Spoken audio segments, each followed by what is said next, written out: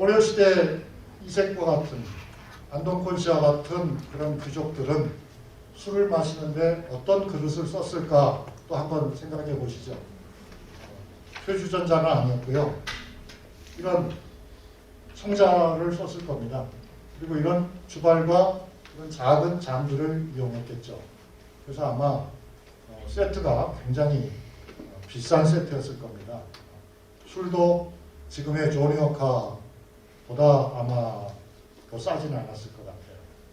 그리고 술을 따르는 주전자나 또 술잔이나 또는 접시도 뭐 청자였겠죠. 청자 접시였을 테니까요. 그래서 아주 정말 누가 봐도 품위가 있는 그런 술상이었을 것입니다. 근데 워낙 술을 좋아하고 술은 세고 하다 보니까 자주 술병이 나는 거죠. 그래서 또 시가 있습니다. 늙은 아내가 술독에 빠졌다며 내게 화를 했지. 그렇게. 당신은 맨날 술만 먹고 그래. 이기지도 못하면서 왜 자꾸 마셔. 이렇게 아마 쓴소리를 했겠죠. 그런 다음에도 그래도 검은 콩 달인 물에 감초를 넣어 끓여주네라고 해서 술도 줬지만 약도 주는 것은 역시 아내였던 것입니다. 그래서 이제 남편은 술을 좋아하니까 술 마시고 자주 쓰러지고 그러면 아내한테도 혼나고 그러면서 이런 규절이 나오는 거예요. 아내는 옷에 묻은 술자국이 많다며 화를 내셨네라는 구절이 시에 나옵니다. 그러니까 이걸 보면 술에 취해가지고 아마 그 비단 옷이 엉망이 되는 적이 한두 번이 아니었던 것 같아요. 술꾼의 운명인가요? 보면 이제 그런 관리들의 잔치는 어떠했을까 이런 모습이 상상이 됩니다. 이건 물론 그보다 훨씬 뒤에 조선 후기에 그린 평안감사라고도 하고 평양감사라고도 하고 그래요. 이제 잔치하는 그림입니다. 이런 그림은 정말 부귀영화를 상징하는 그런 그림이죠. 별장 없는 그림입니다. 그런데 목은 이색이 살던 고려 말에는 전달력을 위해서 벗었습니다. 공처가가 요즘 말로 공처가가 되게 많았나 봐요. 공처가가. 그래서 심한 경우는 어느 정도까지 나오냐면 바로 이게 목은 이색보다 좀 앞서 살았던 분으로 이규보라고 하는 유명한 문인이 있는데요. 해군거사라는 호가 있습니다만 그이가 쓴 글을 보면 친구를 놀리는 말이 나옵니다. 그 친구를 놀리는 시에 보면 이렇게 돼 있어요. 부인이셔 이제 바느질이랑 그만두세요. 앞으로는 무산에서 운우의 꿈에 젖으시길 빕니다. 이게 무슨 말이냐면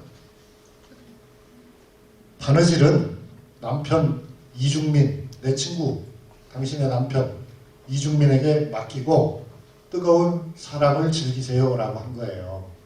그러니까 아마 이 시의 맥락으로 봤을 적에는 이 시를 짓고 이 시를 읽고 그러면서 또 술을 한잔 마시고 하는 그 자리는 누가 앉아있는 자리일 것 같습니까 여러분? 우선 백운거사 이규보는 분명히 있었을 테고요. 그 다음 또 누가 있었을 것 같습니까? 이중민도 분명히 있었을 것 같고요. 그 다음에 이중민의 아내는 있었을까요? 없었을까요? 아마도 있었을 것 같습니다. 그래서 제가 생각할 때는 이 시는 이중민이라고 하는 친구 부부가 이중민의 친구들을 초대를 해가지고 집에서 잔치를 열었는데 그 잔치석상에서 익살스럽게 이규보가 친구들은 자네는 말이야 완전 공처가야. 자네는 뭐 아내 치마도 늘 꿰매준다면서 자네 아내는 바늘 필요 없겠네.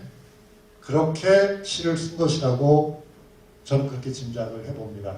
그러니까 이런 시가 오고 가고 시대의 흐름 속에서 사라지지 않고 남아있다고 하는 것은 결국 고려 후기에는 공처가가 생각보다 많았다. 그 공처가는 나쁜 건가요?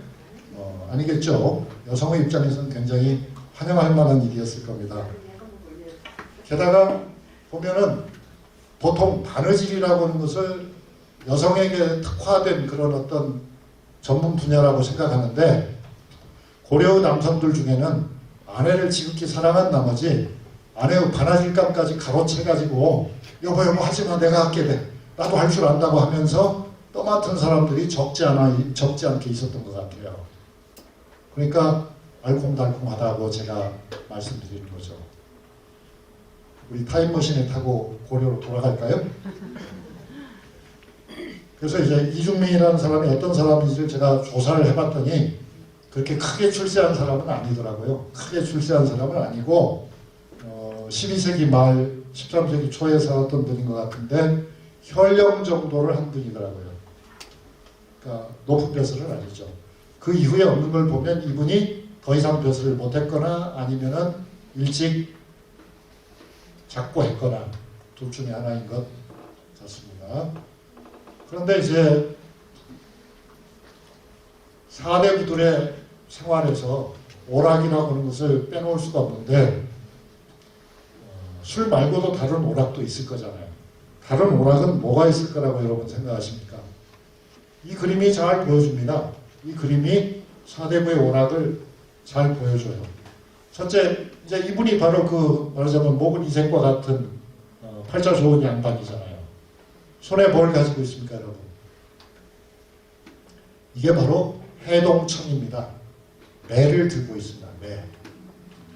우리나라의 양반들은 최고의 그들이 제일 좋아하는, 돈이 있으면 누구나 갖고 싶어하는 것이 바로 메르세데스 벤츠가 아니라 이 해동청이었다, 매였다.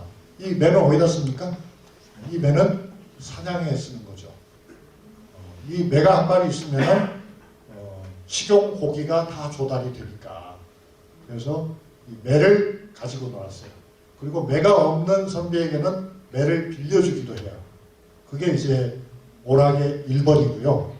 그 다음에 또 여긴 또 누가 있습니까, 여러분? 이게 분명히 기생들인 것 같아요. 아내와 딸 같지는 않고요. 기생이죠. 그 기생 중에 한 사람은 지금 뭘 하고 있습니까? 한 사람은 잘 안 보이시겠지만 긴 피리를 입에 물고 있거든요. 그러니까 음악을 다루는, 그러니까 즉 음악가를 좋아했던 거예요. 그러니까 음악을 다루는 사람. 그래서 어떤 사람은 관창에 있는 기생을 데려다 놀기도 하고, 어떤 사람은 집안에 여자 종이 많으면은 여자 종 중에서 음악에 소질이 있는 사람을 발굴해 가지고 음악을 가르쳐서 자기네 전용 악사로 썼고요. 그 다음에 또 여기 뭐가 있습니까, 여러분? 말이 있잖아요, 말. 말도 또한 그들에게는 대단히 중요한 자산이었던 거죠. 그래서 그들의 취미는 대개 이런 거였다.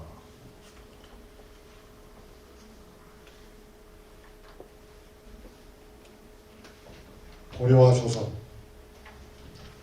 아마 여러분들더러 투표를 우리가 해보면은 제 말씀, 지금까지 말씀을 듣고 난 다음에는 그래도 고려시대에 가서 살래, 이렇게 말씀하실 것 같아요.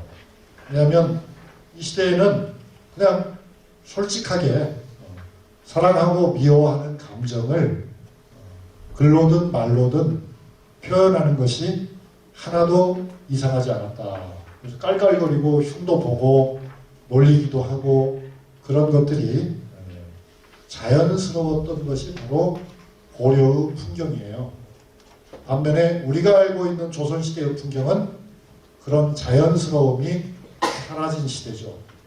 자, 여러분, 자연스러움이 사라진 그 과정이 자연스러웠을까요? 그런 질문도 우리가 할 수 있죠. 그것은 전혀 자연스럽지 않았습니다.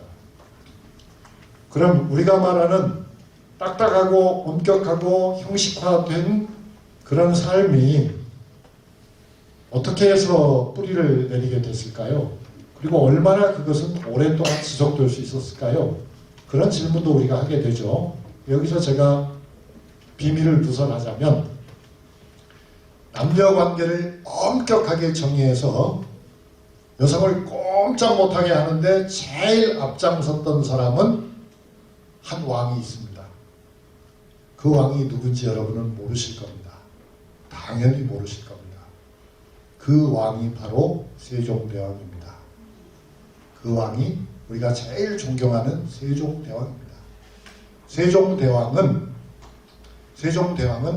머리끝부터 발끝까지 성리학으로 푹 적었어요. 그래서 그는 성리학의 눈으로 워낙 책을 좋아했으니까요.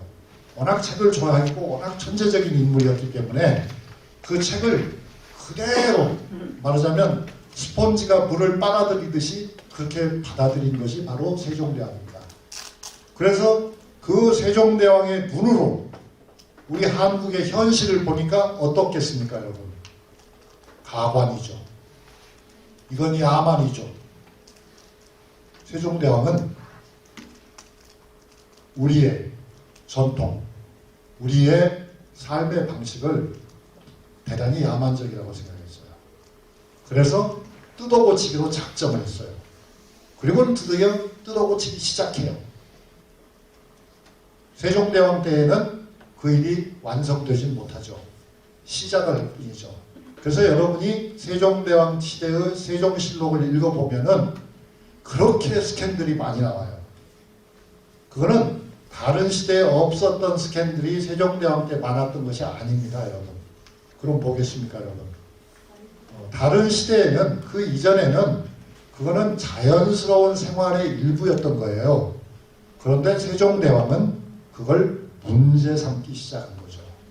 그래서 마치 겉으로 보기에는 아니 세종대왕 같은 훌륭한 임금님이 다스리는데 왜 이렇게 풍기물란 사건이 많아? 라는 질문을 하죠. 실은 그렇지 않다. 그전에는 그것이 풍기물란이 아니고 자연스러운 삶의 일부였다.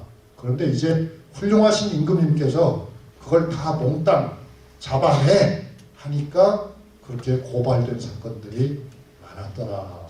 그런 얘기입니다. 그러니까 우리는 세종에게 감사할 일이 많지만 그러나 사실 우리가 몰랐던 부분이 있다. 세종대왕은 조선사회를 저는 그걸 성리학적 전환이라고 하는 표현을 쓰는데요. 제가 이제 그런 거에 관해서는 세종의 선택이라고 하는 책을 쓴 것이 있습니다. 세종대왕이 전혀 잘 모르는 부분이 있어요. 한글도 사실은 그래서 만든 거예요. 한글을 만든 근본 원인도 문명화를 위해서, 다시 말하면 철저한 성리학적 도덕을 가르치려면 백성들에게 말로만 전해가지고는 안 된다고 생각한 거예요.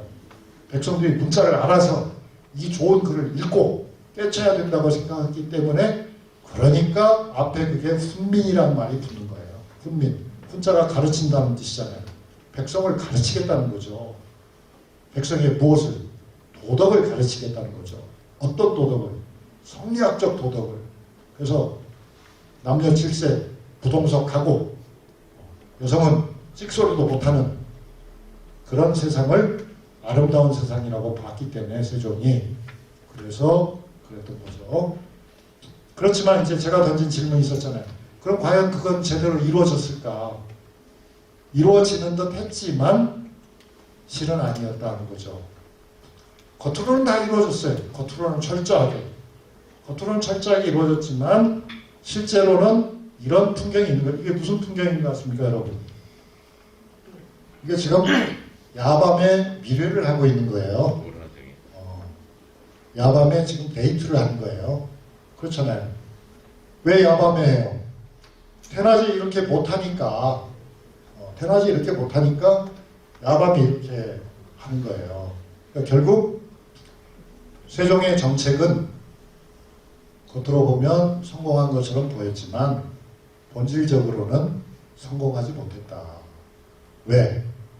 그것은 인간의 근본적인 욕망과 배치되는 것이기 때문에